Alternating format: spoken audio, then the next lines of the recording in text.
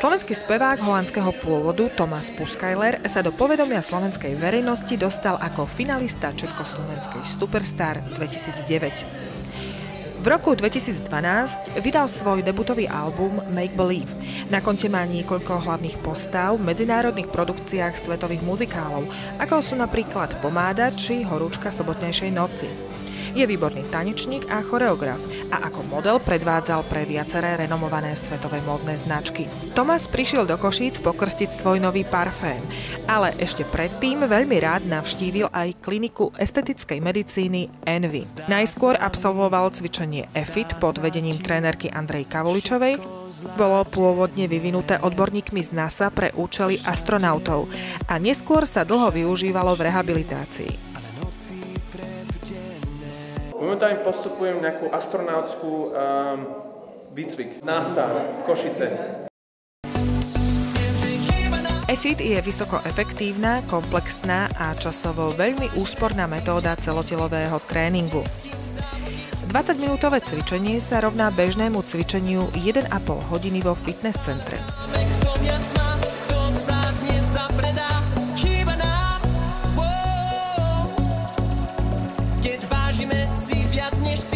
Ide o súbežnú stimuláciu celého organizmu.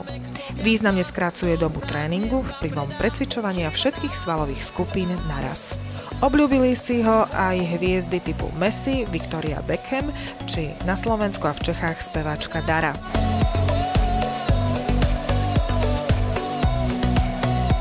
Andrea si pre Thomasa pripravila kruhový tréning. Trochu ho šetrila, pretože večer mal vystúpenie. Na záver zhodnotila, že Thomasová kondička je vynikajúca. Keď máš mladšie, tak si lepší, už ti každý závidí. Hľadáme lakovky, šaty a šperky, hráme sami pred sebou. Ja som šťastný a ty šťastná, veď to bolo so zľavou.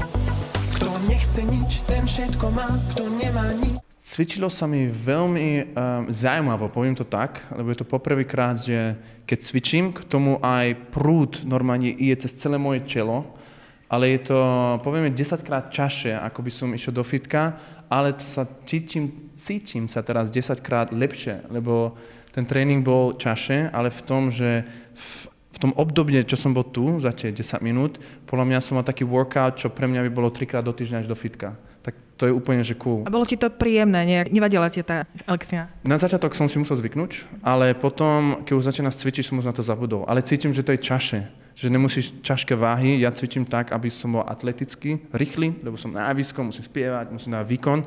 A toto je výborné. Toto keby som mohol mať v aute normálne, že manažer jazdí a do auta sa zapnem a budem cvičiť v aute s týmto. S Thomasom sa prišiel pozdraviť aj primár plastickej chirurgie kliniky Envy, doktor Mehdi Nasab. Ja by som ho používal ako model. Výborné. Ako po operácii niekto vyzerá?